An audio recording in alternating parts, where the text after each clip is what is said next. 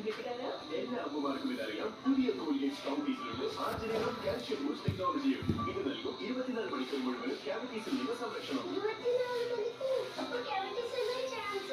പുതിയ Colgate strong teeth. എന്തെല്ലാം ഉണ്ടെന്ന് പറഞ്ഞാലും തിരുവോണമായാലും അവിട്ടായാലും കറിയായാലും കപ്പയ്ക്ക് ശകലം കപ്പ വേവിച്ച് തിന്നാം കേട്ടോ. ഈ സന്ധ്യ സമയത്ത് പോയി കപ്പയും മേടിച്ചിട്ട് വന്നു. അത് വേവിച്ച് വന്നാൽ മതി, ചോറ് വേണ്ടെന്ന് പറഞ്ഞു കേട്ടോ. അപ്പോൾ പിന്നെ ഞാൻ അതിനുള്ള പണിയിലൊക്കെയാണ് കേട്ടോ.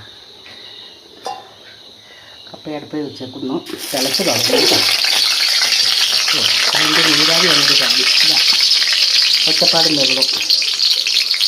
ഇതൊന്ന് വഴറ്റി ഒന്ന് വെറൈറ്റി ആയിട്ട് കപ്പ പുഴുങ്ങുകയാണേ. ഇച്ചിരി ഇറച്ചിയുടെ ചാറൊക്കെ ഒഴിച്ചിട്ട് കപ്പ ബിരിയാണി ആയിട്ട് തോന്നും. എന്ന ഇറച്ചി ഇല്ലതാണ്, ഇറച്ചിക്കറിയുടെ ചാറ് ഒഴിച്ചുണ്ടാക്കാനാണ് കേട്ടോ. കറിവേപ്പിലയും ചേർത്ത് കൊടുത്ത് നന്നായിട്ട് വെന്തിരിക്കുന്ന അതിലേക്ക് നമുക്ക് മിക്സ് ചെയ്താക്കാം.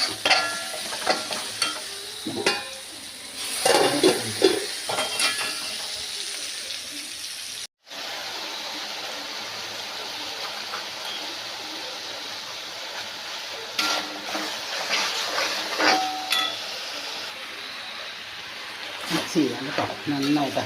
ഇതിനകത്ത് ഇറച്ചിയുടെ ചാറും കൂടെ കോരി ഒഴിച്ചിട്ടുണ്ട് കേട്ടോ. ഇറച്ചിയുടെ ചാറ് ചേർത്താണ്, ഇറച്ചിക്കറിയുടെ ചാറ് ചേർത്തുണ്ടാക്കുന്ന കപ്പയാണ്. കപ്പ ബിരിയാണിയെന്നും വേണമെങ്കിൽ പറയാം. ഇതിന്